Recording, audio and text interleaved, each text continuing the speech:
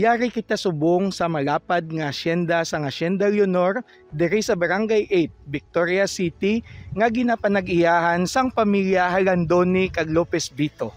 Ini sa likod naton amo ang ginasiling nila nga kung sa diin yara ang ikatatlo nga simboryo sang Mascobado Sugar nga makit-an diri sa syudad sang Victorias.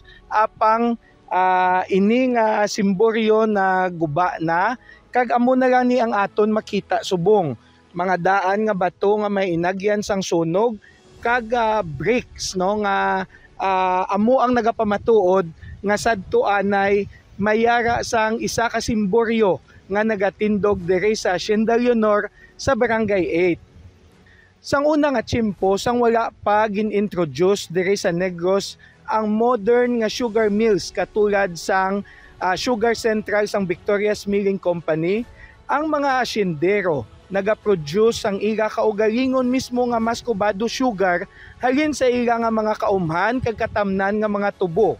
Ila ina ginagaling kag ginahimo Mascobado Sugar kag ginadala sa panay agud i-export didto sa Europe kung sa diin mas maayo ang presyo kag ang bakyanay sing kalamay nga Mascobado Sugar o mas kilala sa ginatawag nga dirty sugar. Kag diri sa Hacienda Leonor mayara sang isa ka simboryo kagalingan sang tubo para himuon Mascobado Sugar diri mismo sa site kung sa diin kita nagatindog subong.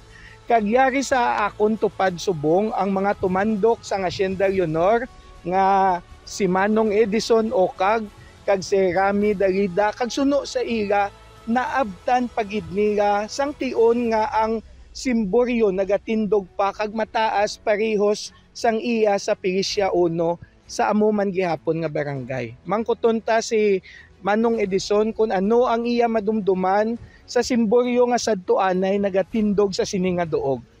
Nong bilang tumandok sang Hacienda Leonor, anong madumduman mo sang una kag pilang mga edad mo sang nakita mo ang ginasiling nga simboryo diri mismo sa sini nga duog?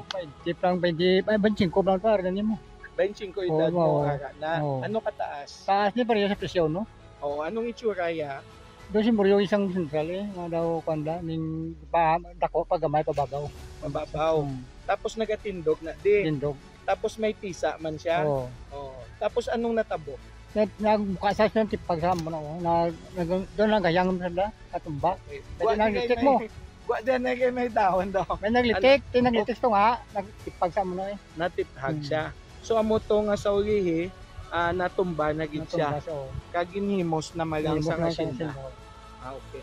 Si Migorami, anong imo madumduman sa simboryo nga adto? Tindig sila kwadrado yung sa dala mo nga katamo sa kwadrado tapos ang matama rin pagkamay babaw. Di isa dala yung tipag ko siguro na lumitik sana matamat na utod. Tapos pagka-utod, yung nagyan naman liwan siyang kwan na muna nakaksa daw na kung nabagin panghimos ng kasinda pa obra sa amon para tipunon. May napukabala kung di na ito nga pamutang po kung kutikot binindo tapos may nabiling pa ng mga tisa. So ginpahimo sa Hacienda ang mga tisa kag ang mga bato kag amo na lang ning nabilin subong. Amo na sa nabilin. Pero kamo makapamatuod gid nga sang una may-ari diri sang simboryo.